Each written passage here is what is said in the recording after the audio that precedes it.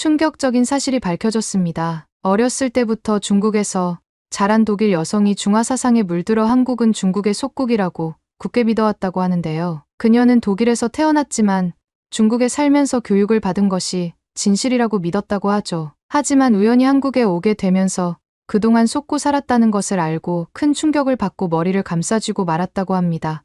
그렇다면 그녀가 대체 한국에서 어떤 경험을 했던 것일까요? 영상 시작 전 구독과 좋아요, 불우이웃을 위해 끝까지 시청 부탁드립니다. 안녕하세요.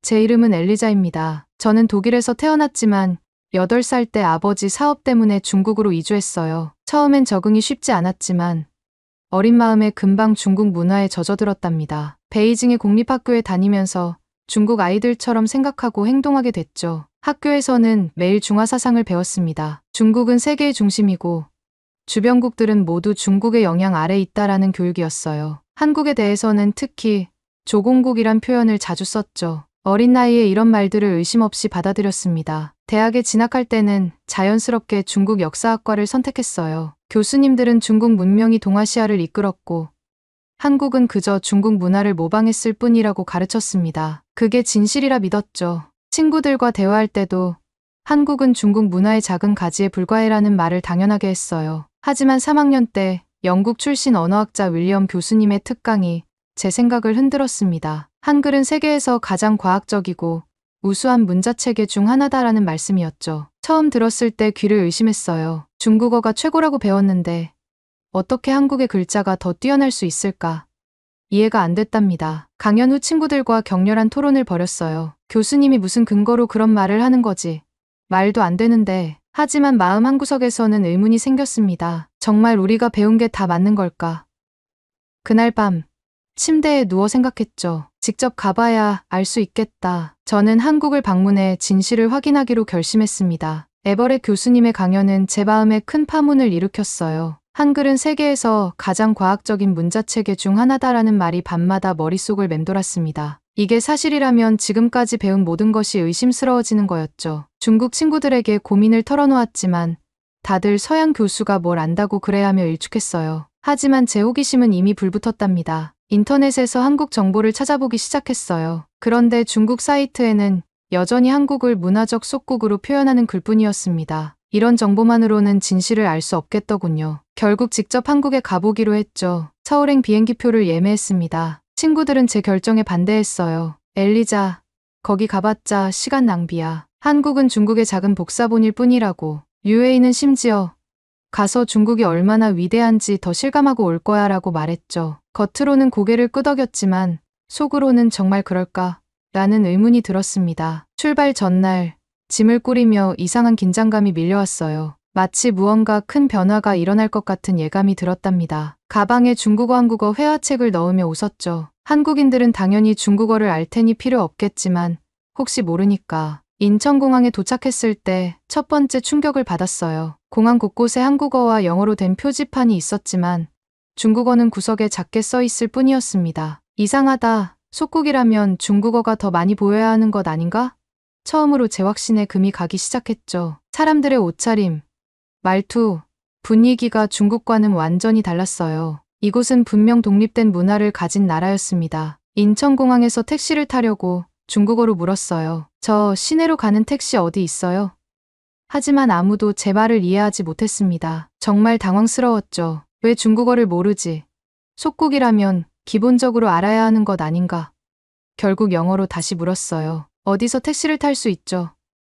그러자 항공항 직원이 친절하게 영어로 안내해 주었답니다. 택시를 타고 서울로 향하는 동안 창밖을 내다보며 혼란스러운 생각에 잠겼어요. 도로는 깨끗했고 건물들은 현대적이었습니다. 중국 친구들이 말한 발전이 뒤처진 나라와는 전혀 달랐죠. 택시 기사님은 한국어로 이것저것 물어보셨지만 제가 이해 못하자 영어로 바꿔 말씀하셨어요. 중국어는 한마디도 쓰지 않으셨습니다. 서울 시내에 도착해서 더 큰 충격을 받았어요. 거리의 모든 간판이 한글이었죠. 중국 글자는 찾아볼 수 없었습니다. 이게 정말 중국의 문화적 속국인가?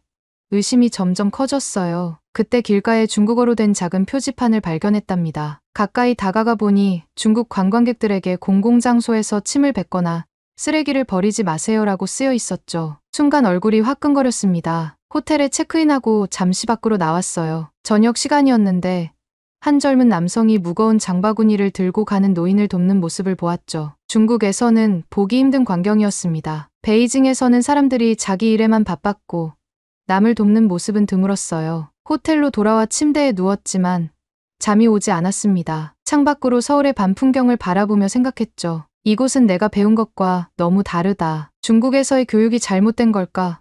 머릿속이 복잡했어요. 하지만 한 가지는 확실했습니다. 이제 한국을 편견 없이 있는 그대로 보려고 노력해야겠다고 다짐했죠. 다음 날 아침 지하철을 타기로 했어요. 역에 들어서자 깨끗하게 정돈된 모습에 놀랐습니다. 승강장에서는 사람들이 질서 있게 줄을 서서 기다리고 있었죠. 중국의 지하철은 항상 혼잡하고 사람들이 밀치며 타는데 여기서는 모두 표시된 선 뒤에 가지런히 서 있었어요. 정말 낯설었답니다. 지하철이 도착하자 먼저 내리는 사람들을 기다린 후에야 사람들이 질서 있게 탔어요. 제가 탄 칸에는 노인분들을 위한 자리가 따로 마련되어 있었습니다. 얼마 지나지 않아 한 할아버지가 타시자 젊은 남성이 즉시 자리에서 일어나 양보했죠. 할아버지는 고개를 숙여 감사 인사를 하셨고 젊은이는 미소로 답했어요. 너무나 자연스러운 모습이었습니다. 왜 이렇게 어르신들을 존중하지?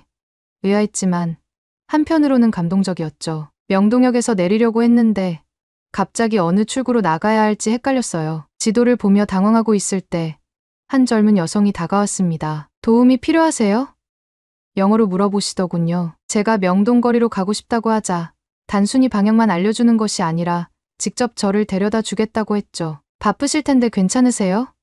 물었더니 별로 바쁘지 않아요. 외국인들이 편하게 여행했으면 좋겠어요 라고 답했습니다. 명동거리는 활기찼어요. 사람들로 붐볐지만 어디에도 혼잡함은 없었습니다. 쓰레기통을 찾기 어렵다는 것이 신기했는데 나중에 알고 보니 사람들이 자신의 쓰레기를 집에 가져가는 문화가 있어서였죠. 거리는 깨끗했고 사람들은 서로를 배려하며 걸었어요. 카페에 앉아 이 모든 것을 되새겨 보았습니다. 제가 중국에서 배운 한국과 실제 한국은 너무나 달랐죠. 여기서는 질서와 배려가 일상이었어요. 사람들은 서로를 존중했고 공공장소를 소중히 여겼습니다. 중국에서는 왜 이런 모습을 가르쳐 주지 않았을까?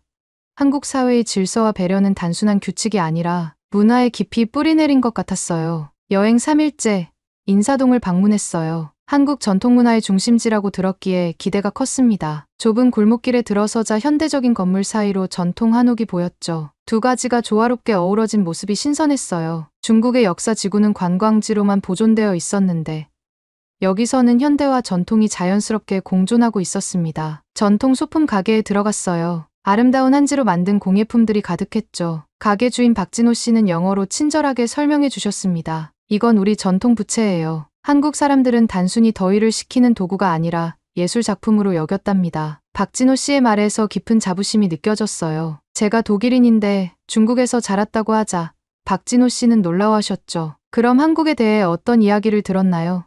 솔직하게 대답했습니다. 한국이 중국의 문화적 속국이었다고 배웠어요. 박진호 씨는 잠시 생각하더니 부드럽게 미소 지으셨죠. 역사적으로 중국의 영향을 받은 건 사실이지만 우리는 항상 독자적인 문화를 발전시켜 왔어요. 한글이 대표적인 예죠. 이어서 한글 창제의 역사를 설명해 주셨습니다. 세종대왕이 백성들이 쉽게 배울 수 있도록 한글을 만들었다는 이야기였어요. 과학적이고 체계적인 문자랍니다. 발음 기관의 모양을 본떠 만들었죠. 이 이야기를 들으며 에버렛 교수님의 말씀이 떠올랐습니다. 가게를 나와 거리에서 작은 국악 공연을 보게 됐어요. 어르신들이 전통 악기로 흥겹게 연주하는 모습이 인상적이었죠. 그들의 얼굴에는 순수한 즐거움이 가득했습니다. 관객들도 박수를 치며 함께 즐기고 있었어요. 중국의 전통 공연은 주로 관광객을 위한 것이었는데 여기서는 현지인들도 진심으로 참여하고 있었습니다. 길을 걷다 한복 체험관을 발견했어요. 궁금함에 이끌려 들어갔죠. 친절한 직원이 전통 한복을 입혀주며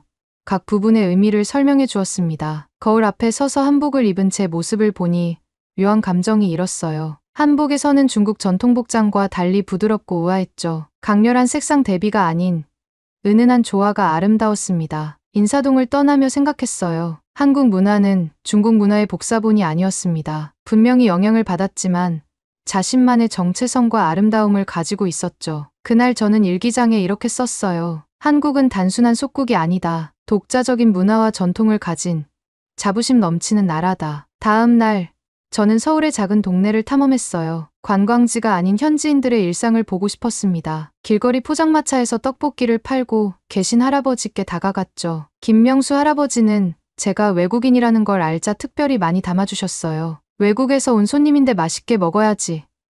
그 따뜻한 미소가 마음에 와닿았습니다. 중국에서는 외국인에게 더 비싸게 받거나 퉁명스럽게 대하는 경우가 많았는데 이런 친절함이 낯설었죠. 떡볶이를 먹으며 주변을 둘러보니 청소년 봉사단이 길거리 쓰레기를 줍고 있었어요. 자발적으로 모인 것 같았습니다. 그들은 웃으며 이야기하면서도 열심히 청소했죠. 한 학생에게 물어보니 우리 동네는 우리가 깨끗하게 해야죠 라고 대답했어요. 그 책임감과 자부심이 놀라웠습니다. 중국에서는 대부분 누군가 청소할 거야 라는 생각이 지배적이었는데 여기서는 달랐죠. 오후에는 작은 공원에 들렀어요. 노인정 앞 벤치에 앉아 있으니 어르신들이 다가와 말을 걸어주셨습니다. 어디서 왔어? 제가 독일에서 왔다고 하자 반가워하셨죠. 우리나라 어때? 좋지?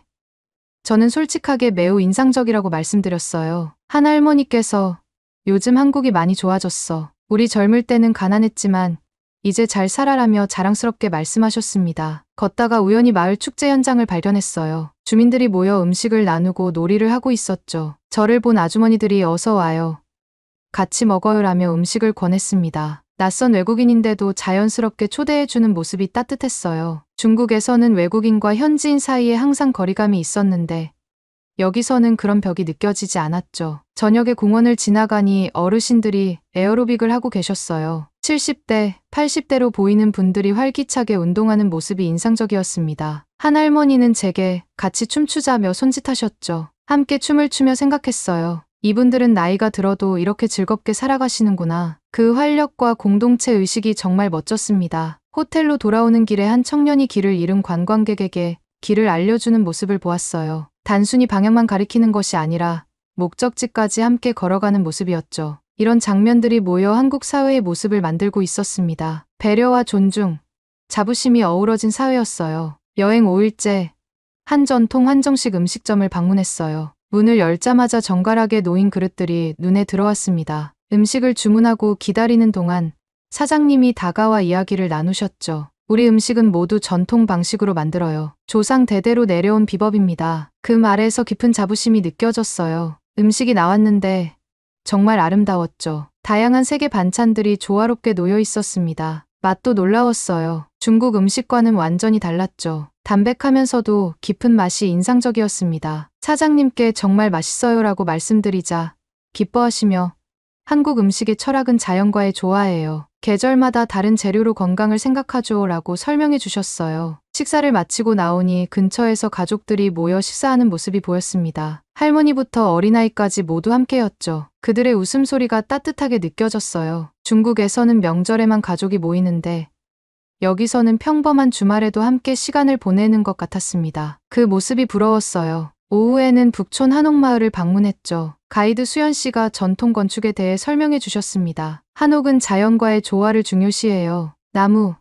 흙, 돌 같은 자연 재료를 사용하고 계절에 따라 바람이 잘 통하도록 설계했죠. 한옥의 우아한 곡선과 자연스러운 배치가 인상적이었어요. 중국 전통 건축이 웅장함과 대칭을 강조한다면 한옥은 자연과의 조화와 실용성을 중시한다는 게 느껴졌습니다. 저녁에는 현대적인 카페와 전통 찻집이 나란히 있는 거리를 걸었어요. 이런 공존이 자연스러워 보였죠. 찻집에 들어가 전통차를 마시며 노부부와 이야기를 나누게 되었습니다. 한국은 항상 중국보다 작았지만 우리만의 문화를 지키려고 노력했어요. 우리는 자주적인 나라죠. 할아버지의 말씀이 깊이 와닿았어요. 그날 밤 호텔 창가에 서서 서울의 불빛을 바라보며 생각했습니다. 중국에서 배운 한국은 중국의 속국이라는 관념이 완전히 무너졌어요. 한국은 분명히 자신만의 정체성과 문화를 가진 나라였죠. 오히려 중국이 자신의 영향력을 과장하며 일종의 열등감을 보이는 것은 아닐까 하는 생각이 들었습니다. 그날 저는 일기장에 이렇게 썼어요. 진정한 자부심은 다른 이들의 가치를 깎아내리는 것이 아니라 서로의 독자성을 인정하는 데서 오는 것이다. 한국에서의 마지막 날, 서울타워에 올랐어요. 발 아래 펼쳐진 도시를 내려다보며 이번 여행을 되돌아봤습니다. 일주일 전의 저와 지금의 저는 완전히 달랐죠. 중국에서 배운 모든 것에 의문을 갖게 되었고 세상을 보는 시각이 바뀌었어요. 서울은 활기차고 현대적인 도시였습니다. 도저히 속국이라 할 수 없는 자신만의 색깔을 가진 나라였죠. 공항으로 가는 택시 안에서 지난 며칠을 회상했어요. 처음 느꼈던 당황스러움과 혼란, 점차 깨닫게 된 한국의 진짜 모습, 그리고 마침내 얻게 된 새로운 시각까지. 택시 기사님이 물어보셨습니다. 한국이 어땠어요? 저는 진심으로 대답했어요. 정말 아름답고 인상적인 나라예요. 제가 배운 것과 완전히 달랐습니다. 기사님은 미소를 지으셨죠. 인천공항에 도착해 출국 절차를 밟으며 생각했어요. 중국으로 돌아가면 무엇을 해야 할까? 예전처럼 중화사상을 믿고 살 수는 없었습니다. 진실을 알게 된 이상 더는 거짓 속에 머물 수 없었죠. 공항 벤치에 앉아 결심했어요. 중국 대학을 자퇴하고 새로운 길을 찾기로 했습니다. 두렵지만 진실을 따르는 것이 옳다고 느꼈어요. 비행기를 기다리며 한국에서 배운 것들을 정리했습니다. 질서와 배려, 전통과 현대의 조화, 그리고 무엇보다 자신의 문화에 대한 자부심. 이런 가치들은 중국에서도 배울 수 있는 것들이었어요. 하지만 중화사상에 갇혀 다른 문화를 깎아내리는 교육이 이를 가로막고 있었죠. 베이징에 도착해 친구들에게 자퇴 결심을 알렸어요. 어떻게 그럴 수 있어? 내가 믿었던 모든 것을 부정하는 거야? 유해의 눈에는 분노와 혼란이 가득했습니다. 저는 조용히 대답했어요. 내가 직접 보고 느낀 것을 무시할 수는 없어. 진실을 알게 된 이상 거짓 속에 살 수는 없어. 몇 달 후 저는 독일로 돌아와 대학에 다시 등록했습니다. 이번에는 동아시아 문화 비교학을 전공으로 선택했어요. 한국어도 배우기 시작했죠. 제 인생의 방향이 완전히 바뀌었습니다. 때때로 한국에서의 기억을 떠올리며 미소 짓곤 해요. 그곳에서 만난 사람들, 경험한 문화, 그리고 배운 교훈들 모두 제 일부가 되었습니다. 지금 저는 학생들에게 동아시아 문화의 다양성과 독자성을 가르치고 있어요. 하나의 관점이 아닌 다양한 시각에서 세상을 볼 수 있도록요. 한국 친구들에게 영상 편지를 보내며 이렇게 말했습니다. 여러분 덕분에 진정한 한국을 알게 되었어요. 그리고 더 중요한 것은 열린 마음으로 세상을 바라보는 법을 배웠다는 것입니다. 사연자분께 전하고 싶은 말씀이 있으시면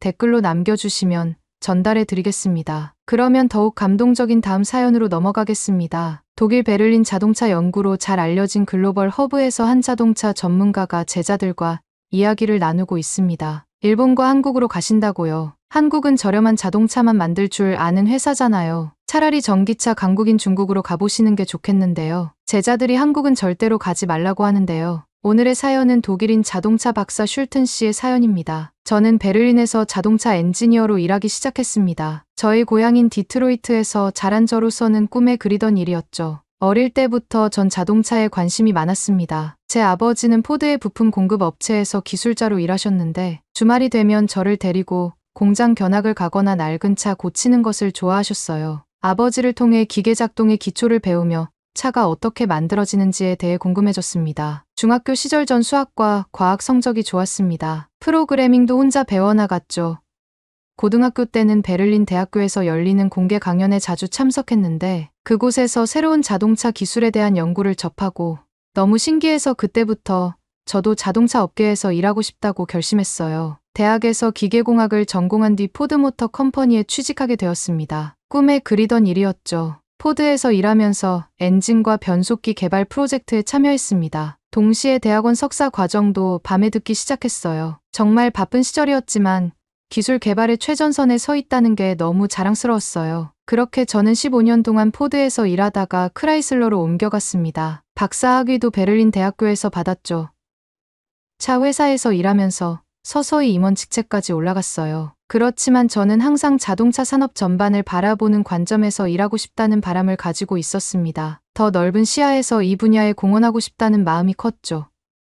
그래서 직장을 그만두고 자동차 산업에 대한 컨설턴트 자문과 논평가가 되었어요. 기사를 발표하고 컨퍼런스에서 프레젠테이션을 했습니다. 자동차 제조업체와 정부 교통기관의 정책 문제와 전략 계획에 대한 자문을 제공했어요. 흥미로운 일이었지만 한편으로는 공장을 방문해 신차를 가까이에서 보는 것이 그립기도 했습니다. 그러던 중 최근 일본과 한국의 주요 자동차 제조업체를 방문할 수 있는 흥미로운 기회를 얻게 되었어요. 이 기회를 통해 공장을 둘러보고 최신 혁신 기술에 대해 배우고 경영진과 직접 이야기를 나눌 수가 있었죠. 저는 그 기회를 놓치지 않았어요. 여행을 준비하면서 가장 방문하고 싶었던 자동차 회사인 도요타와 현대에 대해 많은 생각을 했습니다. 일본에 본사를 둔 도요타는 세계 최대의 자동차 제조업체였어요. 80년대와 90년대에 자동차 산업의 혁명을 일으킨 린 제조 및 적시 재고와 같은 기술을 개척했죠. 품질과 신뢰성은 전설적이었습니다. 하지만 최근 도요타는 그 명성을 위협하는 몇 가지 중대한 스캔들에 직면했어요. 저는 도요타가 이러한 문제를 어떻게 해결하고 있는지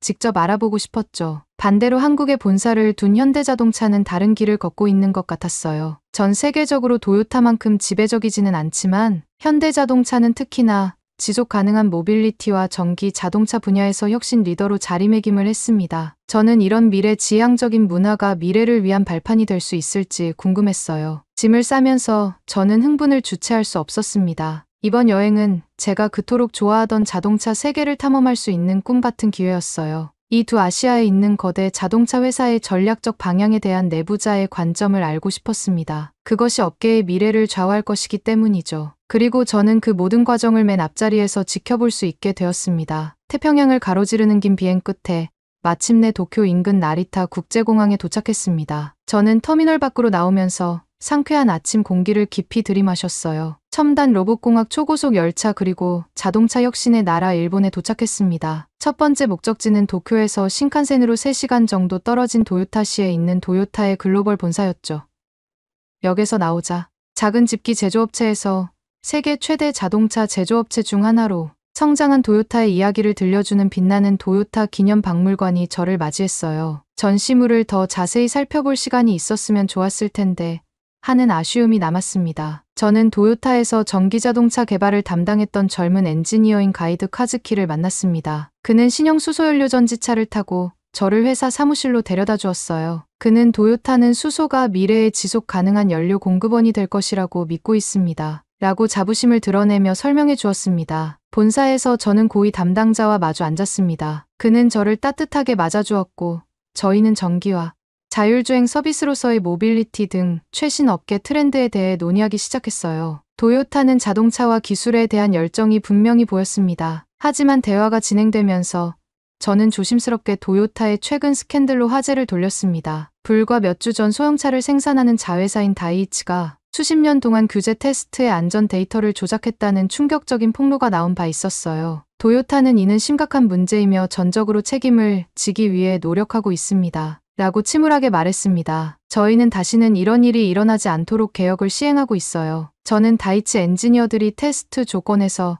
에어백 성능을 변경하기 위해 특수 장치를 사용했다는 사실을 알게 되었어요. 그 결과 실제 성능을 정확하게 반영하지 않는 높은 테스트 점수가 도출되었죠. 이 조작은 일본에서 판매된 7만 7천 대 이상의 차량에 영향을 미쳤습니다. 더욱 우려스러운 것은 추가 조사 결과 1980년대 후반까지 유사한 데이터 조작 행위가 있었다는 사실이었죠. 다이치뿐만 아니라 렉서스, 크라운, 기타 도요타 모델을 생산하는 자회사들도 연루된 것으로 밝혀졌습니다. 전 세계 52개 이상의 모델과 수백만 대의 차량이 영향을 받았습니다. 저는 이 엄청난 규모의 사기 행각에 충격을 받아요. 몇몇 불량 직원의 문제를 훨씬 뛰어넘는 일이었습니다. 저는 도요타의 근본 원인에 대해 어려운 질문을 던졌습니다. 어떻게 비윤리적인 관행이 그렇게 널리 퍼지게 되었을까요?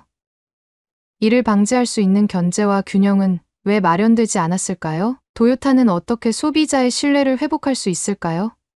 도요타는 완전한 투명성을 유지하면서 저희 질문에 대한 답을 위해 엔지니어, 공장 문서에 대한 완전한 접근을 약속했죠. 저희는 여전히 세부 사항을 밝혀내고 있습니다. 라고 그는 인정했죠. 잘못된 행위를 가능하게 한 문화적 문제가 있을 수 있습니다. 저희는 깊이 반성해야 합니다. 이후 2주 동안 저는 일본 전역의 도요타 공장과 웨엔드 센터를 둘러보고 수십 명의 임원 관리자, 생산직 직원들을 인터뷰했어요. 저는 효율성과 표준화 낭비 제거를 강조하는 도요타의 유명한 생산 시스템이 어떻게 작동하는지 직접 목격했죠. 하지만 더 빠른 생산과 비용 절감을 추구하는 과정에서 품질 관리 직원의 발언권, 부여 윤리 등 몇 가지 핵심 요소는 무시되고 있었어요. 이제 부품은 과거처럼 사양을 크게 초과하기보다는 사양에 맞게 제작되었습니다. 결함의 근본 원인을 해결하기보다는 결함을 은폐하거나 최소화하고 있었어요. 무엇보다도 권위의 의문을 제기하는 것을 은근히 꺼려했죠. 다이치의 한 젊은 엔지니어는 저에게 이렇게 고백했습니다. 선배들이 테스트 기기를 사용하는 것을 보고 불편한 마음이 들었지만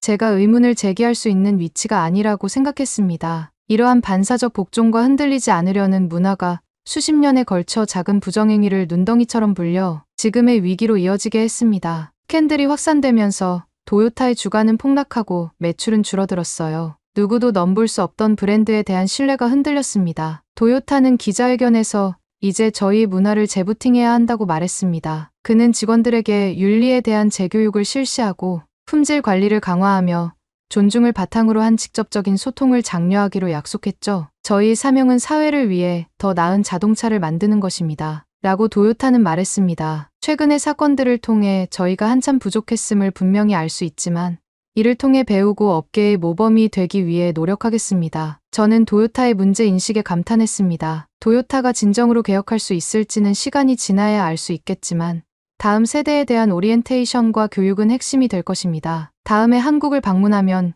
현대자동차의 교육 프로그램을 특별히 연구해야겠다고 마음속으로 다짐했어요. 일본을 떠나기 전 저는 모든 자동차 잡지에 소개된 전설적인 하코네 턴파이크를 방문하기 위해 신칸센을 타고 간신히 여행을 떠났어요. 구불구불한 산길은 토요타의 최신 스포츠카를 위한 완벽한 테스트 트랙이었습니다. 모든 자동차 애호가들의 꿈이었죠. 며칠 동안의 공장 견학과 회의를 마치고 울창한 숲이 우거진 언덕길을 으르렁거리는 V8 렉서스 쿠페로 운전하는 것은 제게 꼭 필요한 일이었어요. 이런 엄청난 마력을 만끽하는 동안에도 저는 반성하지 않을 수 없었어요. 도요타 팀은 놀라울 정도로 정교한 자동차를 만들었지만 생명을 위협하는 위조된 테스트 데이터를 발견할 수 있는 기본적인 품질 관리가 부족했죠. 도요타의 창업자들은 부끄러워했을 것입니다. 저는 도요타가 초심으로 돌아가기를 바랬어요. 현대와 같은 한국의 신생 기업에서 교훈을 얻으면 한때 도요타를 위대하게 만들었던 초심을 다시 심어줄 수 있을지도 모릅니다. 시간을 확인하니 서울행 비행기가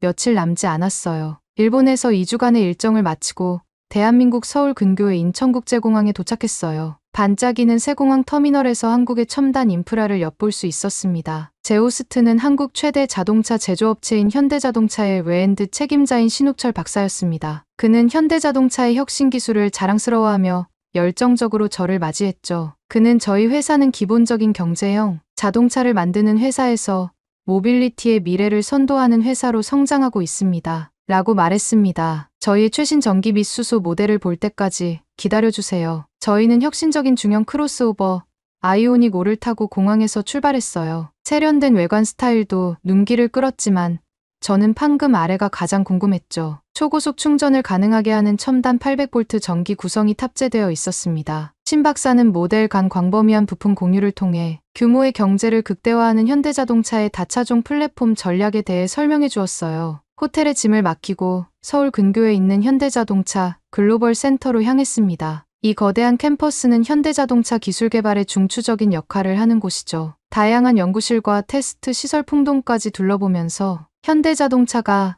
미래에 얼마나 큰 투자를 하고 있는지 직접 확인할 수 있었어요. 현대자동차는 2025년까지 전동화 및 미래 모빌리티에 500억 달러 이상을 투자할 계획이었습니다. 신 박사는 공식 출시를 앞두고 아직 위장막을 씌운 채 전시된 올 뉴아이오닉 세단을 자랑스럽게 보여주었어요. 세련된 외관은 공기역학을 최적화하여 주행거리를 극대화하고 있었습니다. 그는 최신 배터리 성능 향상으로 주행거리가 500km를 넘을 것으로 예상합니다. 라고 말했어요. 현대자동차는 수소연료 전지 개발에서도 2025년까지 세계 1위를 목표로 하고 있었습니다. 저는 178마력의 수소연료전지 스택으로 구동되는 넥소스를 직접 운전해 보았어요. 부드럽고 조용한 동력 전달이 인상적이었죠. 재생 가능한 에너지원에서 나오는 친환경 수소 덕분에 죄책감 없는 운전이 가능했습니다. 현대자동차는 무공해 자동차를 넘어 자율주행 혁명을 준비하고 있었어요. 신 박사는 2025년까지 레벨 3의 조건부 자율주행 기능을 도입하고 이어서 레벨 4의 완전 자율주행을 실현하겠다는 현대자동차의 계획을 설명했죠. 그는 완전 자율주행 택시는 도시 교통을 혁신할 것입니다. 라고 말했습니다. 현대자동차와 같은 계열사인 기아 자동차가 아시아에서 이러한 변화를 주도할 것입니다. 견학을 마치면서 저는 차세대 모빌리티에 대한 현대자동차의 비전의 범위에 놀라움을 금치 못했습니다. 현대자동차는 기존의 접근 방식에 얽매이지 않고 미래를 내다보고 있었어요. 신 박사는 저희에게는 스타트업 정신이 있습니다. 다른 사람보다 먼저 혁신해야 하죠 라며 설명했어요. 최근 정체된 문화에 뿌리를 둔 스캔들로 곤욕을 치르고 있는 도요타와는 대조적이었습니다. 이러한 차이가 한국과 일본 자동차 기업의 다른 운명을 설명할 수 있을까요? 연세대학교 자동차학과 교수인 정윤석 박사를 만나 자동차 산업 발전에 대한 그의 생각을 들어보았습니다. 정 박사는 현대자동차가 1950년대 한국전쟁의 잿더미 속에서 필요에 의해 탄생했다고 설명했어요. 국내 자동차 산업이 전혀 없는 상황에서 현대자동차는 모든 것을 배워야 했죠. 현대자동차는 저렴한 가격에 충분히 좋은 자동차를 생산하는 데 성공했습니다. 라고 그는 말했어요. 품질과 기술이 향상되면서 업계 선두주자가 되었죠. 그러나 도요타는 매우 다른 맥락에서 성장했습니다. 국내 시장에 압박이 없었기 때문에 장기적으로 완벽주의적 접근 방식을 취하며 엔지니어링의 우선순위를 두고 비즈니스에 집중할 수 있었어요. 총체적인 품질 관리와 린 제조를 통해 1990년대에는 정점에 도달했습니다. 하지만 이러한 성공은 오만과 자만을 낳았어요. 정 박사는 도요타는 산업이 변화하는 동안 현실에 안주하는 함정에 빠졌습니다. 라고 분석했습니다. 현대자동차는 배고픔과 뒤처지는 것에 대한 두려움으로 빠르게 혁신했습니다. 하지만 도요타는 자만심 때문에 비전이 흐려졌어요. 저는 정 박사의 말이 맞다는 것을 깨달았습니다. 도요타의 오랜 지배력은 변화에 대한 저항력을 키웠어요. 전통적인 강점에 집착하다 보니 전기 SUV와 퍼포먼스, 럭셔리처럼 빠르게 성장하는 세그먼트에서 기회를 놓쳤습니다. 오히려 압박과 위기는 한국인들을 더 열심히 일하게 만들었고 일본인들은 수치심에 물러서는 경우가 더 많았죠. 문화와 역사는 기업 전략에 분명한 영향을 미쳤습니다. 이러한 국가적 차이는 저에게 학교 교육을 떠올리게 했어요. 한국은 경쟁이 치열한 교육 시스템에서 안주하는 것은 치명적이라고 생각하고 있었습니다. 작은 문제가 커지기 전에 즉각적으로 문제를 해결하죠. 현대자동차도 마찬가지로 도전에 빠르게 대응하여 위기를 기회로 전환했어요. 하지만 도요타의 복종과 갈등 회피 문화는 문제를 숨기는 데 일조했어요. 일본 학교에서 문제 학생을 퇴학시키는 일이 거의 없듯이 도요타도 문제가 큰 스캔들로 번질 때까지 계속 방치했습니다. 이제야 도요타는 근본적인 개혁에 직면하게 되었죠. 물론 일본의 치밀함과 한국의 스피드는 장단점이 있어요. 저는 이 두 가지 접근법 사이의 역학관계를 고민하면서 두 가지 장점을 결합하는 것이 최선의 길이라는 것을 알았죠. 도요타가 과거의 영광에 안주하지 않도록 끊임없는 위기의식을 다시 심어줄 수 있을까요? 그리고 현대자동차가 도요타의 엄격한 품질 관리 방식을 도입하여 빠른 성장을 계속 유지할 수 있을까요? 두 자동차 회사는 서로에게서 배울 점이 많았습니다. 서울을 떠나기 전 저는 전 세계로 수출되는 산타페 SUV를 생산하는 현대자동차 아산 생산 공장을 방문했습니다. 저는 조립 라인의 자동화와 유연성이 깊은 인상을 받았어요. 시장 수요에 따라 하이브리드와 가솔린, 모델 간 생산 전환이 원활하게 이루어지고 있었습니다. 최종 검사 구역을 돌아보면서 차량이 출고되기 전에 사소한 품질 문제라도 발견할 수 있을 것 같았어요. 도요타에서 문제를 곰게 만들었던 안일함이나 권위에 대한 경외심은 전혀 찾아볼 수 없었습니다. 현대자동차의 일선 직원들은 책임감을 갖고 자신의 업무에 대한 강한 자부심을 가지고 있었어요. 태평양을 건너 돌아오는 비행기에서 저는 이번 여행을 통해 아시아 자동차 리더들의 미래 전략에 대한 귀중한 정보를 얻었다고 생각했습니다. 두 회사 모두 혁신과 경쟁으로 인한 위험에 직면해 있었지만 도요타는 신뢰를 회복하고 정체된 문화를 개혁해야 하는 반면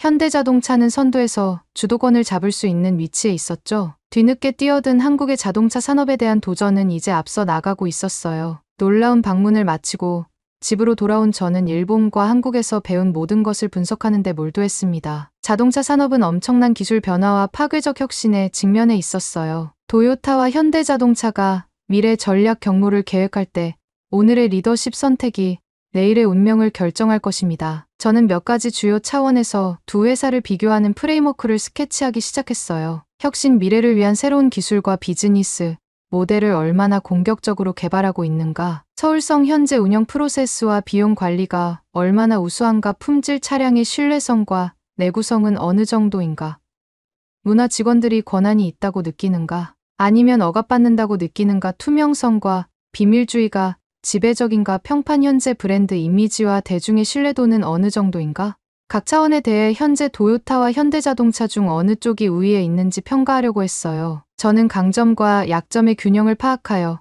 두 회사의 전망을 예측하고 싶었죠. 이 분석이 완료되면 이격변의 시계 두 기업의 경쟁적 위치를 한눈에 파악할 수 있었어요. 혁신을 시작으로 현대자동차는 단기적으로 분명 속도감이 있었습니다. 전기화에 대한 막대한 투자로 배터리와 수소 연료전지 기술에서 도요타보다 몇 년 앞서 있었어요. 새로운 모빌리티 컨셉에 대한 현대자동차의 대담한 실험도 부러움을 샀습니다. 전기 에어택시 모델은 도요타에게 부족한 창의성을 보여주었죠. 그러나 도요타는 역사적으로 점진적인 엔지니어링 개선을 통한 장기적인 혁신에 강한 면모를 보여왔어요. 오늘날의 위협에 눈을 뜬 도요타의 연구 인력은 여전히 강력하게 대응할 수 있었죠. 또한 린 제조 기법에서도 계속해서 뛰어난 역량을 발휘했습니다. 대부분의 분석가들은 효율성 측면에서 도요타를 현대보다 높게 평가했지만 저는 자칫 안일함이 우위를 잠식할 위험이 있다고 생각했어요. 2000년대 들어 이익이 증가하자 도요타는 비용을 절감하기 위해 더 많은 부품을 자체 생산하지 않고 아웃소싱했습니다. 이는 나중에 스캔들로 드러난 품질 취약점으로 이어졌죠. 현대자동차의 수직적으로 통합된 공급망은 오히려 장점이 될 수도 있었어요. 품질과 내구성 측면에서 도요타는 당분간 큰 우위를 유지했습니다. 테스트 문제로 격차가 줄어들긴 했지만 신뢰성에 대한 수십 년간의 집착이 완충 역할을 해주었죠. 부품 호환성 낮은 모델 확산율 절제된 설계는 도요타에게 효율성 측면에서도 우위를 가져다 주었어요. 반면에 현대자동차의 야심찬 성장은 아직 도요타의 일관성을 따라잡지 못했죠. 기업 문화와 직원 역량 강화 측면에서는 현대자동차가 훨씬 앞서 있었어요. 도요타의 모든 것을 수긍하는 사고방식과 은폐 성향은 직원들의 사기와 발전을 심각하게 저하시켰습니다. 반면 현대자동차는 수평적인 구조와 모든 계층의 아이디어에 대한 개방성으로 직원들의 참여도가 높았어요. 하지만 도요타는 재건해야 할 신뢰가 많았죠. 그리고 브랜드 평판에 있어서는 경쟁 상대가 없었어요. 한때 안전과 윤리에 대한 도요타의 훌륭한 이미지는 심하게 훼손되어 경쟁업체들에게 기회를 열어주었어요. 현대자동차의 적극적인 전기차 브랜딩은 소비자들의 입소문을 불러일으켰죠. 도요타는 중대한 신뢰를 배신한 사건 이후 대중의 신뢰를 회복하기 위해 더 긴 여정을 떠나야 하는 문제에 직면했습니다. 저는 모든 핵심 요소를 포괄하는 분석을 단계별로 구축했어요. 매트릭스 전체에 가중치를 부여하고 나니 결론이 나왔습니다. 도요타는 현재 혁신 문화 평판이라는 세 가지의 중요한 미래 지향적 측면에서 적자에 직면해 있었습니다. 효율성, 품질, 엔지니어링과 같은 과거의 강점도 없게 새로운 역학관계를 고려할 때 경쟁력이 떨어지고 있었죠. 저는 보고서에서 다음과 같이 결론을 내렸습니다. 과거의 성공을 이끈 도요타의 공식에는 오늘날 급격한 쇠퇴의 씨앗이 담겨 있습니다. 대대적인 개혁에 전념하는 용기 있는 리더십만이 도요타의 전략, 구조 문화를 재편하여 새로운 도전에 대응할 수 있을 것입니다. 한편, 저는 현대차를 다음과 같이 평가했습니다. 빠르게 성장하는 신생 기업이지만 여전히 역량을 쌓아가고 있으며 추진력, 유연성, 성견지명을 갖추고 있습니다. 성장을 신중하게 관리한다면 도요타의 실수로 인해 생긴 전략적 기회를 잡을 수 있을 것입니다. 라고 말했죠. 물론 업계 지배력은 빠르게 변화할 수 있습니다. 지난 세기의 영광을 누렸던 김과 폭스바겐의 가파른 몰락을 누가 예측할 수 있었을까요? 성공을 보장할 수는 없죠. 하지만 현대자동차의 균형 잡힌 접근 방식은 다가오는 기회를 활용하기 위해 잘 조정된 것처럼 보였어요. 저는 자동차 관련 컨퍼런스에서 연구 결과를 발표하면서 업계 리더들이 지금과 같은 혼란의 시기의 과정을 다시 생각해야 한다고 강조했어요. 과거의 공식을 불변의 진리로 고수하는 것은 매우 위험합니다. 질의응답 구간에서 저는 제 평가를 바탕으로 오늘날 도요타와 현대자동차의 CEO에게 어떤 구체적인 조언을 해주고 싶은지 질문받았습니다. 아주 훌륭한 질문이었어요. 저는 도요타에게는 두 가지 우선순위를 강조했습니다. 첫째, 최고 엔지니어링 직원뿐만 아니라 모든 직급에서 혁신과 주도성을 발휘할 수 있는 스타트업 문화를 조성하세요. 둘째, 물리적 차량 생산뿐만 아니라 소프트웨어 역량과 새로운 모빌리티 서비스에도 집중적으로 투자해야 합니다. 현대자동차 그룹에게는 다음과 같이 제안했습니다. 첫째, 공급업체와의 파트너십을 더욱 긴밀히 구축하여 고속 성장기의 품질 리스크를 관리하세요. 둘째, 창의성과 윤리에 초점을 맞춘 사내 인재 프로그램을 개발하십시오. 모범 사례를 도입하는 것은 문화적 동화 없이는 한계가 있습니다. 모빌리티의 미래는 새로운 기술, 새로운 비즈니스 모델, 새로운 사고방식을 요구할 것입니다. 용기와 성견지명을 가진 업계 리더는 미래를 설계할 수도 있고 미래로 인해 혼란을 겪을 수도 있어요. 이제 레이스가 시작되었습니다. 이탈리아 밀라노의 외곽 마을 두 여성이 통화를 하고 있습니다. 나 당첨됐어. 이제 우리 원하는 거를 할 수 있다고. 정말 우리 한국을 가는 게 어때? 드디어 너가 제정신이 아니구나. 아니면 차라리 일본이나 독일을 가고 말지. 안녕하세요. 저는 이탈리아 사람 마르티나라고 합니다. 제가 한국을 방문하게 될 줄은 상상도 못했습니다. 밀라노 외곽의 작은 마을에 사는 이탈리아 여성인 저에게 아시아 여행은 먼 나라의 환상처럼 느껴졌습니다. 하지만 제 친구 칼라가 복권에서 10만 유로에 당첨되면서 모든 것이 순식간에 바뀌었죠. 칼라와 저는 작고 조용한 동네에서 함께 자랐어요. 제 아버지는 배관공이었고 칼라 부모님은 작은 피자 가게를 운영하셨습니다. 고등학교 졸업 후 칼라는 회계사가 되었고 저는 비디오 편집 야간 수업에 필요한 비용을 마련하기 위해 아르바이트를 시작했어요. 화려하지는 않았지만 평범한 삶이었어요. 일주일 중에 가장 좋은 때는 금요일에 카페 로세티에서 만나 저렴한 와인 한 잔을 마시며 몇 시간 동안 수다를 떠는 것이었습니다. 여행은 여름에 가끔 남쪽 해변으로 떠나는 것 정도였어요. 서울로 떠난다는 생각은 해본 적이 거의 없었죠. 그래서 칼라가 10만 유로에 당첨되었다며 소리치며 전화했을 때 저는 충격의 전화기를 떨어뜨릴 뻔했습니다. 마르티나 그녀가 울부짖었습니다. 믿을 수가 없어. 나 부자 됐어. 부자. 그녀는 평소 즐겨 마시던 아침 카푸치노를 마시다가 충동적으로 카페에서 유로밀리언즈 티켓을 샀던 것입니다. 행운의 여신이 마침내 이 작은 마을에 미소를 지었던 것이죠. 칼라는 곧바로 당첨금으로 자신을 위한 계획을 세우기 시작했어요. 그녀의 목록에는 서울로의 이국적인 여행이 최우선 순위였어요. 항상 한국을 방문하고 싶었어. 칼라는 전화기 너머로 외쳤어요. 음식, 쇼핑, 잘생긴 케이팝 스타들, 지구 바퀴나 떨어진 한국이라는 나라에 대한 환상에 빠진 그녀의 목소리는 행복해 보였어요. 그러다 전혀 예상치 못한 질문이 나왔습니다. 마르티나, 나랑 같이 가자. 이 즐거운 여행을 함께 경험하고 싶어. 머릿속이 하얗게 변해버렸어요. 왕족처럼 살 수 있는 용돈을 가지고 3주 동안 한국 여행을 간다고요. 믿을 수 없는 일이었죠. 하지만 제가 대답하기도 전에 칼라가 거절할 수 없는 제안을 했습니다. 돈이 빠듯한 거 알아. 이번이 그동안 나를 위해 준 너의 깊은 우정에 보답할 수 있는 기회야. 나와 함께 한국에 가서 우리의 여행을 영상 일기로 기록해. 나중에 다시 볼 수 있게 만들죠. 정말 재미있을 거야. 저는 기대감에 휩싸이면서 심호흡을 했습니다. 칼라 말이 맞았어요. 저희는 수십 년 동안 우정을 쌓아왔으니까요. 헤어질 때면 제 어깨에 기대어 그녀의 울음소리를 들었고 회계법인에서 승진할 때마다 그녀를 응원했었죠. 드디어 행운의 여신이 제게도 보상을 해준 것일지도 모릅니다. 한국 무료여행과 영상 편집 기술을 연습할 수 있는 기회, 놓칠 수 없는 기회였죠. 흥분이 가라앉기도 전에 저는 칼라에게 말했어요. 좋아, 물론 같이 갈게. 대신 단 한 가지만 약속해줘. 이번 일 이후로 로또 게임은 더 이상 하지 말아줘. 이길 수 있을 때? 그만둬. 저희 둘은 미래에 대한 기대감에 함께 웃음을 터뜨렸습니다. 그 후 며칠 동안 저는 다른 일에 거의 집중할 수 없었어요. 아르바이트로 일하던 카메라 가게에서 근무하는 동안 저는 손님을 돕는 대신 서울의 사진을 검색하고 있었죠. 서울은 정말 사진에서 보이는 것처럼 초현대적으로 빛나는 도시가 맞을까요? 아니면 이상화된 관광객 버전일까요? 밤늦게까지 한국의 역사와 문화를 조사하면서 제 선입견은 서서히 바뀌기 시작했어요. 한국 전쟁과 한국의 극적인 경제 성장은 저를 매료시켰죠. 독재 치하의 삶이 정말 한 세대 전에야 끝났을까요? 아시아 문화와 관습에 대해 제가 아는 것이 거의 없다는 사실을 새삼 깨닫게 되었습니다. 곧 직접 경험할 수 있다는 생각의 불안과 설렘이 교차했어요. 유일한 걸림돌은 부모님께 여행에 대해 말씀드리는 것이었습니다. 아버지는 제가 한국 얘기를 꺼내자마자 걱정스러운 표정을 지으셨어요. 아버지는 의심스럽게 물으셨어요. 거기 정말 안전한 거 맞니? 뉴스를 통해 북한 사람들이 미친놈들이라는 사실은 알고 있는데 말이지, 서울은 북한 독재 정권과는 거리가 멀다고 아무리 안심시키려 해도. 아버지는 여전히 회의적인 반응을 보이셨습니다. 한편 어머니는 제가 한국에서 이상하지 않은 음식을 찾을 수 있을지 걱정하셨어요. 어머니의 마음속에는 고향의 파스타와 파마산에 비할 수 있는 음식은 아무것도 없었기 때문이죠. 충분히 잘 먹어야 해. 어머니는 저에게 거듭 당부하셨습니다. 전형적인 어머니들의 걱정이었죠. 그런 부모님의 의심스러워하시는 태도로 인해 저는 한국에서 어떤 일이 벌어질지 더욱 궁금해졌어요. 매주 열리는 농산물 직거래 장터가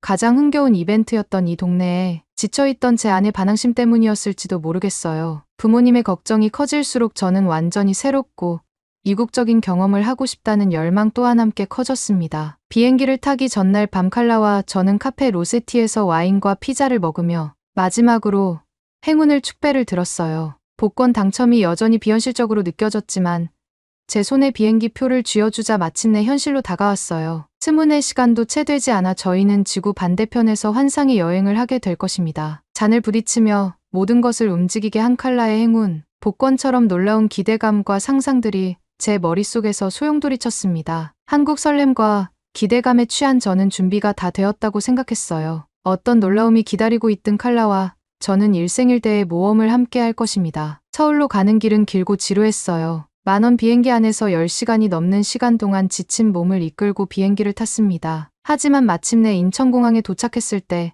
마음속에서 설레면서도 긴장된 에너지가 차오르는 것을 느꼈어요. 몇 주 동안 이 여행을 상상하며 기다림 끝에 드디어 미지의 세계로 발을 내딛게 되었으니까요. 세관 통과는 순조롭게 진행되었지만 메인 터미널에 들어서자 완전히 낯선 느낌이 들었습니다. 해독할 수 없는 복잡한 알파벳으로 된 네온사인이 저를 맞이했어요. 빠른 한국어를 구사하는 아나운서의 목소리는 익숙하지 않은 제 귀에 리듬감 있는 시처럼 들렸죠. 공기에서도 설명할 수 없이 다른 냄새가 났는데 아마도 근처 식당에서 끓는 김치와 고기를 구워 먹는 냄새였을 겁니다. 저는 이 문화적 충격을 혼자 감당하고 있지 않았다고 생각했어요. 하지만 칼라는 당황하지 않고 새로운 환경에 몰입하는 저희의 모습을 받아들이는 듯 했습니다. 놀랍지 않아 칼라가 제게 속삭였습니다. 내 인생에서 이렇게 집에서 멀리 떨어져 있는 느낌은 처음이야.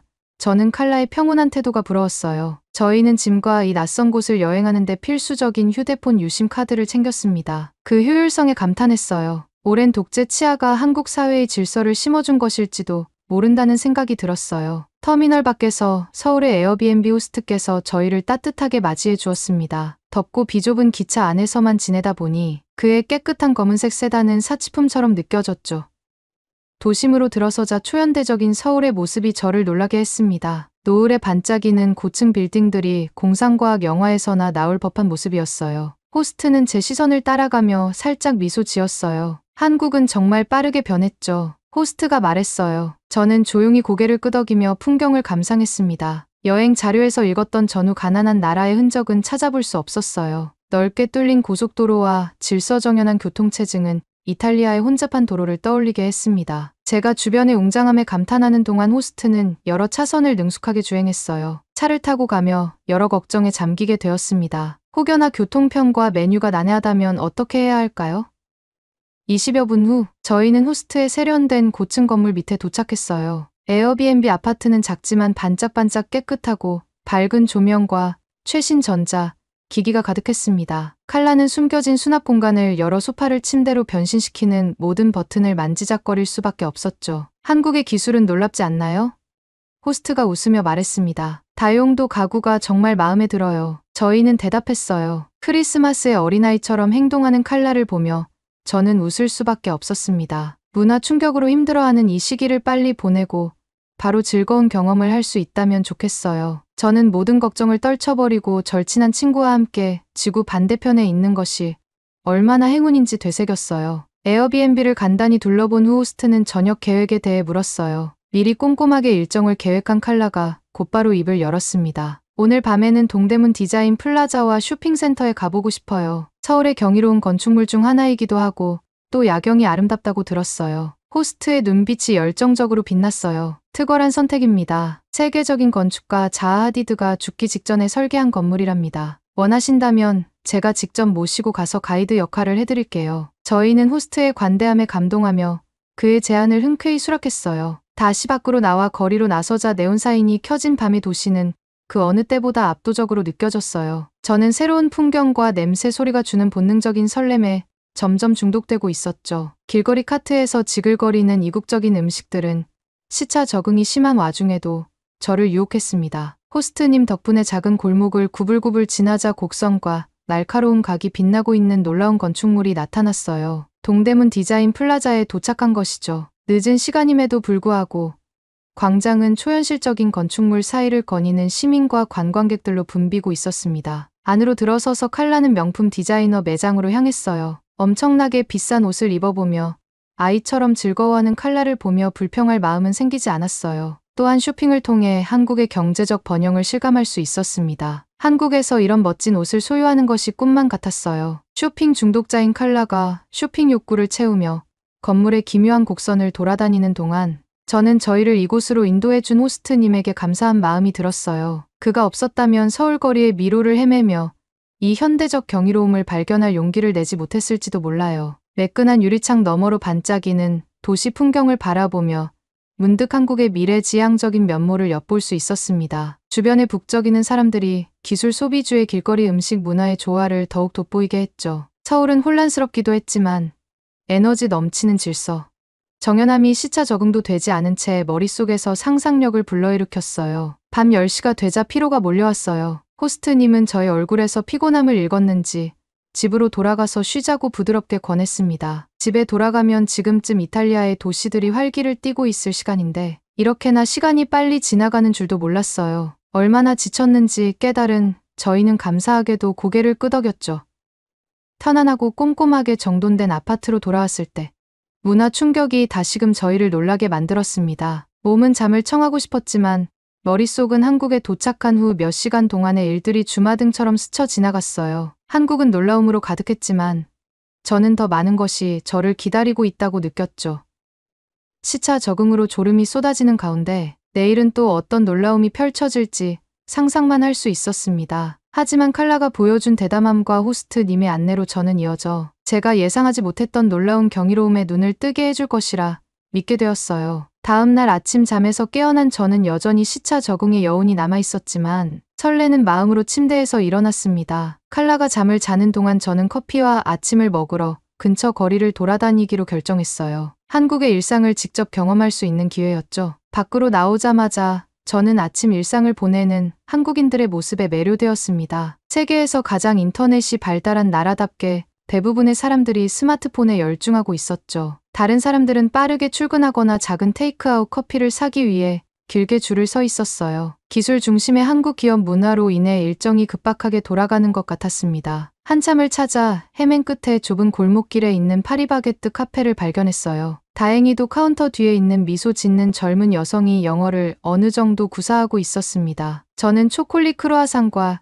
라떼를 주문한 후 주변의 세심한 장식에 감탄하며 앉아 있었어요. 한국에서는 카페가 허름하고 시크한 캐주얼한 분위기를 풍기는 경향이 있을 거라 생각했었는데 이곳은 왕족에게나 어울릴 법한 깔끔한 느낌이었어요. 식사를 하는 동안 한국 음악이 흘러나오고 단정하게 차려입은 직원들이 분주히 움직였습니다. 얼마 전까지만 해도 가난에 시달리던 나라가 맞나요? 제가 보고 있는 한국은 세계 최고 수준의 생활 수준과 라이프 스타일을 향한 열망이 느껴졌어요. 이탈리아의 제 세대는 여전히 1유로의 가격 차이에도 습관적으로 불평하는 반면 제 나이보다 훨씬 어린 시민들에게 자본주의와 사치가 뿌리내린 것처럼 보였죠. 한국의 빠른 발전은 저를 놀라게 했습니다. 아침 식사를 마친 후 저는 글로벌 브랜드 플래그십 스토어가 들어서 있는 화려한 타워가 늘어선 넓은 대로변을 꺼내렸어요. 고향에서는 구경조차 할 수 없었던 이탈리아 명품 브랜드들이 사방에서 쏟아져 나왔어요. 한국은 가난하고 위험하다는 부모님의 경고가 우스워 보였죠. 어떻게 하면 이 초현대적인 현실을 이해시킬 수 있을까요? 저는 그 후 몇 시간 동안 계속해서 구경하며 걸었어요. 혼잡한 회원역 지하철에서 저는 기계에서 교통카드를 구입하는 데 어려움을 겪었고 동정심 많은 행인들의 도움을 받았습니다. 마법처럼 지하를 빠져나와 동대문 시장 건너편에 도착한 저는 옷가게들이 즐비한 천막 아래에서 활기찬 기운을 만끽했어요. 서양 관광객에게는 익숙하지 않은 노점상들의 호기심 어린 눈빛을 받으면서도 다채로운 활기가 저를 매료시켰죠. 시장 통로를 따라 걷다 보니 벽에 구멍이 뚫린 대형 정수기가 즐비한 한 가게가 눈에 들어왔어요. 한국인들은 재사용이 가능한 물병을 들고 줄을 서서 그 자리에서 정수한 샘물을 채운 다음 즐겁게 물을 마시고 있었습니다. 의아한 마음에 저는 카카오톡으로 칼라에게 메시지를 보냈습니다. 한국 사람들은 집에 깨끗한 식수를 가지고 있지 않나요? 제가 보기에 생수는 불필요한 사치인 것 같았어요. 몇 분 후 칼라가 문자로 답장을 보내왔어요. 유럽과 달리 한국은 노후화된 수도관으로 인해 수돗물 속 납과 박테리아의 위험이 높다는 것이었어요. 정수기 자판기는 이동 중에도 가장 건강한 수분 공급 옵션을 제공했습니다. 게다가 상습적인 물 부족과 인프라 문제로 인해 가정수도 요금이 엄청나게 비쌌죠. 저는 환경적 관점에서 이 현상에 흥미를 느꼈습니다. 고향에서는 플라스틱 쓰레기를 줄이기 위해 공중보건 캠페인에서 수돗물을 생수보다 선호하도록 지속적으로 홍보했습니다. 그때 저는 저희 물 인프라 문제가 생각보다 더 깊다는 것을 깨달았죠. 동대문의 길거리 간식을 먹으면서 호기심이 더욱더 커졌어요. 숯불 위에서 구워지는 군고구마와 호떡이 계속 저를 유혹했습니다. 냄새를 따라가니 이동식 포차들이 줄지어 있는 김이 모락모락 나는 거리로 이어졌어요. 식욕이 왕성하고 언어가 통하지 않는 저는 말보다 손짓으로 푸짐한 무료 샘플의 도움을 받아 볶음면으로 가득 찬 맛있는 도시락을 골랐어요. 결국 노점상을 운영하는 친절한 아줌마는 직접 만든 음식을 열정적으로 맛있게 먹어준 저를 명예 한국인으로 받아들여 주었지요. 지갑은 텅 비었지만 배는 행복했던 저는 오후 늦게 아파트로 돌아와 칼라를 찾았어요. 테이블에 올려진 쪽지 한 장이 그녀가 동네 모험을 떠났다는 사실을 알려주었어요. 저는 서로 다른 성격과 스타일이 얼마나 완벽하게 어울리는지 떠올리며 미소를 지을 수밖에 없었어요. 저는 길거리에서 천천히 지역 현실을 흡수하는 것을 선호한 반면 칼라는 고급 디자이너 부티크에 열심히 뛰어들었죠. 저희는 서로 다른 이 소중한 관점을 나중에 공유할 수 있을 거예요. 아파트의 세련된 발코니에서 서울의 풍경을 바라보며 저는 오늘 하루의 놀라움을 곱씹었어요. 뒤집힌 돌멩이가 지렁이의 비밀을 드러내듯 일상의 작은 현실이 한국의 가치를 밝혀주었어요. 한국이 겪었던 경제적 고통은 저와 같은 이탈리아인들과는 다른 방식으로 한국인들에게 동기를 부여한 것이 분명합니다. 이런 문화적 차이가 외국인들 사이에서 이해될 수 있을까요? 저는 알고 싶었어요. 시간이 지날수록 한국의 지하에 있는 정수기 가게가 저를 사로잡았습니다. 그 실체를 알아가는 일은 매우 매력적으로 느껴졌죠. 며칠 후 칼라가 한국에 도착했을 때부터 얘기했던 한국식 노래방 방문을 하게 되었어요. 퇴근 후 한국인들이 스트레스를 풀고 친목을 다지는데 큰 도움이 된대라고 칼라는 열정적으로 설명했습니다. 우리만의 프라이빗한 노래방에서 몇 시간 동안 안주와 음료를 무제한으로 즐길 수 있어 저는 마지못해 고개를 끄덕였습니다. 한국에서 노래방은 술에 취한 총각 파티나 음치들을 위한 곳으로 소문이 자자했습니다. 저에게 노래방이라는 곳은 전체적으로 음침한 뒷골목, 클럽에서 맞지 않는 노래를 부를 수 있는 낡은 공간과 싸구려 가수들을 연상시켰죠.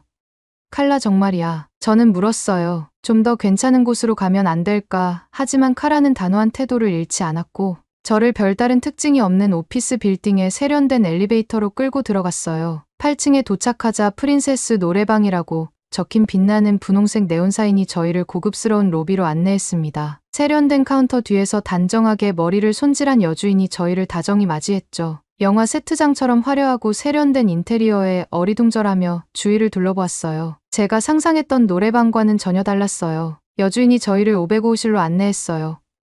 가죽 소파 디스코, 조명 반짝이는 터치스크린 노래, 선택 콘솔이 있는 호화로운 스위트룸이었어요. 아이스 버킷에 차갑게 담긴 이탈리아산 와인 한 병이 저희를 감탄하게 만들었어요. 여기는 내가 묵었던 어떤 고급 호텔보다도 멋져. 칼라가 속삭였습니다. 최고급 환경은 이미 노래방에 대한 거부감을 녹여버린 지 오래였어요. 그 후 몇 시간 동안 저는 칼라와 함께 노래를 부르며 즐거운 시간을 보냈어요. 다양한 노래 옵션에는 이탈리아 팝 히트곡과 영국 클래식까지 포함되어 있어 저희는 편안하게 노래를 부를 수 있었어요. 제가 우려했던 것처럼 싸구려 술에 취해 음정에 어긋나는 대신 저희는 와인을 마시며 부르는 노래의 의미에 대해 사려 깊게 토론하는 스스로를 발견했습니다. 노래를 부르는 사이사이의 분위기는 계속해서 변했습니다. 분홍색과 보라색 조명이 깜빡이는 가운데 저희는 오래된 상처, 가족 간의 갈등, 업무 스트레스 등 보통 늦은 밤 울음바다가 되거나 집으로 돌아가 상담실에서나 할 수 있는 대화를 나누었죠. 왠지 모르게 주변에서 흘러나오는 신나는 케이팝은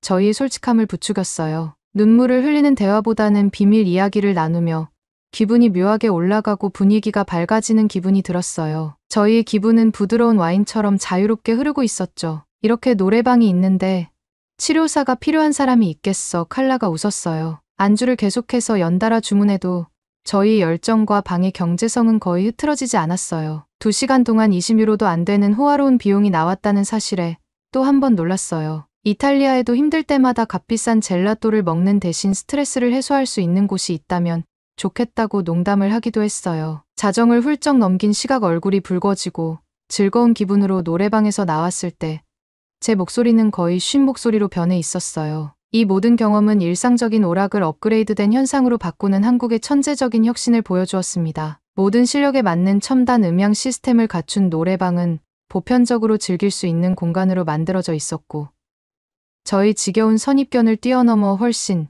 더 재미있게 즐길 수 있었습니다. 심지어 저렴한 가격 덕분에 일반 시민들도 정기적으로 사교 모임을 할 수 있을 것 같다는 생각도 들었어요. 노래방은 한국에서 엄청난 즐거움을 주는 곳이라고 모두에게 알려야 해. 저는 칼라에게 말했어요. 칼라는 열광적으로 고개를 끄덕였죠.